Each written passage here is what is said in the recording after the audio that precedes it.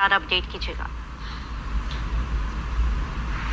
جی بالکل، گزشتہ روز بھی یہ سماعت جاری رہی تھی اور وزارت دفاع کے وکیل خواجہ حارث نے عدالت کو آگاہ کیا، جس میں بتایا گیا کہ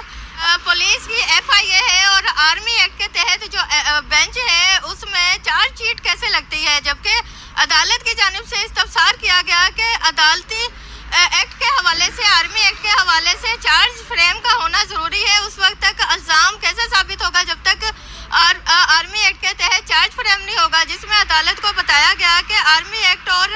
پولیس کی FIA کی جانب سے چارج فریم کا مکمل نظام موجود ہے۔ اس کے علاوہ عدالت کو یہ بھی بتایا گیا کہ آرمی ایکٹ کے تحت جو ججز ہیں وہ آرمی یونیفارم میں ہوتے ہیں، جس پہ عدالت کا یہ استفسار تھا کہ آرمی ایکٹ کے تحت جو آرمی ججز ہیں وہ یونیفارم میں کیسے غیر جانبدار رہ سکتے ہیں، جس پر خواجہ حارث نے بتایا کہ جس میں خواجہ حارث کا یہ کہنا تھا کہ ججز تو یہاں بھی یونیفارم میں ہیں، جس پر عدالت میں کہہ لگ گئے۔ خواجہ حارث کی جانب سے وزارت دفاع کی وکالت آج بھی جاری رہے گی۔